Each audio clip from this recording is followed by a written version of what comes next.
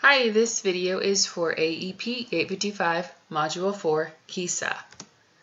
So the Kansas Education Systems Accreditation was introduced to us at my school last year during a faculty meeting. And then each faculty meeting we briefly discussed each of the R's. So for our district, I believe that we are currently at and implementing and transitioning as an overall district, but within my school at St. Francis, I would say we're in the transitioning, and within that, sometimes modeling those individual categories. We have the highest enrollment in our school, with it being a pre-K through 8 school, and then we're kind of a role model for other schools, so we have very high expectations.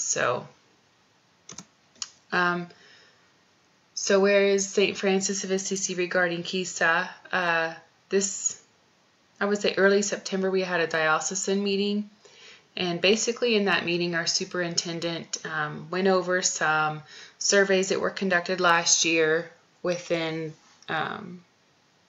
I guess the 3rd through 12th grade grade levels, and he basically identified to us that relationships are the most important factor, especially in a Catholic education system, any education system. But and it's common sense as an educator that relationships are the most important thing, but sometimes we forget that we really need to focus in and hone on in those skills. And then actually in October, early October of this year, we had a staff meeting with our administration discussing and deciding where we were as a school. So basically at that staff meeting, every staff member had to basically go around, read every single strand of the rubric, and they had a mark with a color-coded pen where they felt we fell. So, I mean, it did take a while. We were going to break it apart with every rubric, but we decided as a staff that we would just do it all together. And it was really interesting. So my principal's leadership style approach would be a democratic leadership style. She welcomes and asks for input regarding school-wide decisions, and she usually utilizes a smaller group of staff members in a committee before big decisions are made. She wants to get the input of everybody. So she trusts her staff to make appropriate decisions with her guidance if needed. She's very assertive, though, when she needs to be. If a decision falls in her lap, she can quickly and assertively make a great decision. She's also, in my opinion, an authentic leadership style.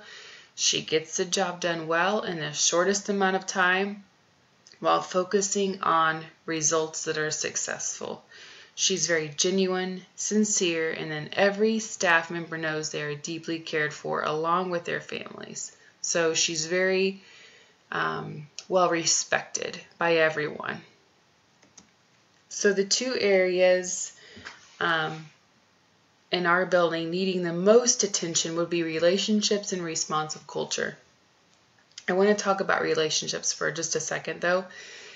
In our building, we, in my opinion, and my administration's opinion, my principal's opinion, we do a wonderful job already with relationships. But like I said earlier, you cannot grow that area enough. It's always going to be something that needs attention to. So that's why we focus so much is on relationships. It's important. So that's an area we're focusing on. And then responsive culture.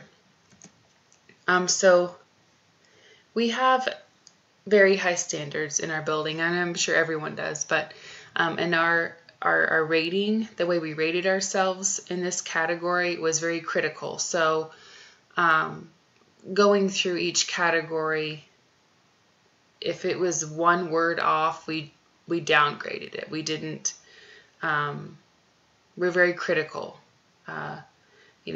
To us, you can always improve. So we tried not to really set ourselves as modeling because we always want to improve. So With staff, we're implementing that.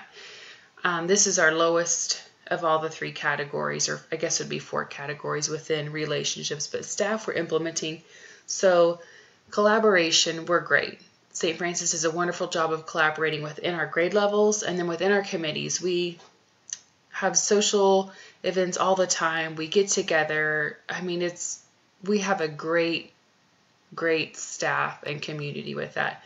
One thing we need to work on, though, is the mentoring program at St. Francis. We did implement a new program this year, but I feel like it could be better. I'm a mentor, and I feel like I'm not doing the kindergarten teacher enough. I don't feel like I'm helping her enough. So for students, we're in the transitioning a little modeling. When it comes to the rubric, we're kind of in between those 2 things. So our students, I mean, we always model respectful, appropriate behavior. One thing that we do need to work on is just empowering the students. They need to be encouraged just to a greater degree to be a little bit more independent. And then I combine families and communities with the parishioners. And again, we're in that phase, we're transitioning in a little bit of modeling. We just finished a faith forward visioning process within our diocese, within our building, within our church. And then, so that kind of combines that family and community building process. And we're on a 5-year strategic plan for that. So last year, while we were talking about KISA, we already made a decision that we needed to focus on relationships, and our principal decided this is where we're going to focus very first. So 2 or 3 days before school started, or a week before school started, the whole staff attended the Capturing Kids' Hearts 2-day training. Capturing Kids' Hearts just is basically a training that focuses on relationships within your school building, your staff, mostly with students in the school. And then last Tuesday and Wednesday, we had a committee that had a smaller sample size of the teachers, and there was about 10 of us who attended another training for process champions that dove in a little bit deeper for Capturing Kids' Hearts, in which my principal and assistant principal attended. And to make a long story short, basically, it really honed in on each principle that guided our training when we went before school started. So within that, which is interesting that this came up right now, this assignment, I met with the assistant principal, the principal, and about 7 other teachers. And we came up with a plan to promote further teacher and student buy-in within Capturing Kids' Hearts to increase relationships. We focused on empowering students as part of the Capturing Kids' Hearts structure, and how we are going to educate the teachers and the students, and to use what Capturing Kids' Hearts calls the Excel model to promote that. So we really were already focusing on relationships, and it's just really interesting that this assignment fell during this time, that we are focusing so much on that. And we just had another meeting yesterday about how we are going to start ensuring our meetings were part of that Excel model of Capturing Kids' Hearts. So we're starting to really dive into that now. So something that I would do is really promote Capturing Kids' Hearts within our building. It's a great program, and to really improve my leadership within the primary hallway to get that teacher buy-in. You go to trainings and sometimes you fall back and you forget, and so I want to make sure that we continue Capturing Kids' Hearts within our whole building. One other thing that I think that we need to focus on within St. Francis, again, is our mentoring program. It would be really nice if we would have instructional or technology coaches within our building. We don't. So it relies on teachers training teachers within everything, which is fine, but it is very time consuming, and we're educators, we're teachers, we're already pressed for time. So it would be really beneficial and nice if we did have instructional or technology coaches, or we had some focused mentoring program that was very rigorous and just promoted teachers to stay at St. Francis. We don't have a high turnover rate, but I feel like if our mentoring program was a little bit better, we would be more of a sound school building. Okay, so my PSEL standards on that would be 6F, which is basically empowering and motivating teachers and staff to the highest levels of professional practice. Basically, making sure that our staff stays motivated to implement capturing kids' hearts, which will increase teacher and student buy-in, which will increase our relationships within our building. And then also to plan for that mentoring program, plan for and manage staff turnover and succession, providing opportunities for effective induction and mentoring of new personnel, and even continued mentoring, not just over the first and second years they're in or at St. Francis. Okay, so the other rubric that we kind of focused on and talked on, relationships, of course, was by far the biggest one that we were focusing on with my principal in our building. Responsive culture is the second one that I'm going to talk about.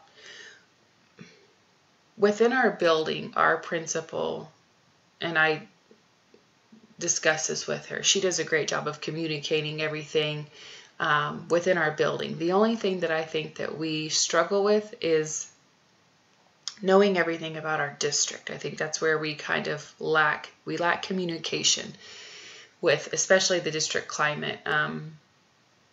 It was nice seeing the surveys of the students in grades 3 through 12, and then noticing that we needed a plan of action which focused on relationships, but I feel like the communication within that isn't where it should be. Early childhood and our responsive culture, we're transitioning in that.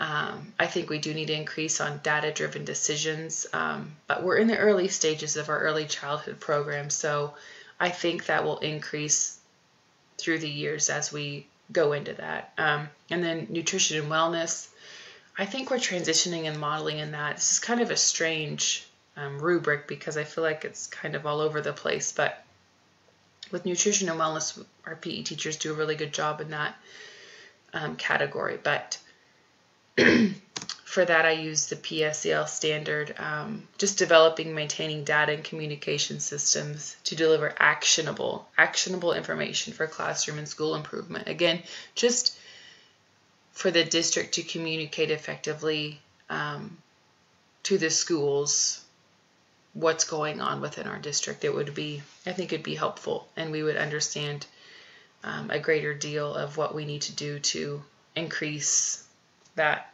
culture. I did want to just talk about the relevance. I kind of rated that on my own. We're kind of transitioning and modeling with curriculum, instruction, modeling, student engagement, modeling, technology. We're transitioning and modeling. And then for rigor, for career and technical education, I put transitioning, professional learning. We're kind of modeling, almost modeling. I shouldn't say modeling because that's at the high end. Resources, transitioning, and data, we're implementing on that. So that's my view and my principal and assistant principal's view on how our school is rating among the KISA, and I appreciate you listening. Thank you.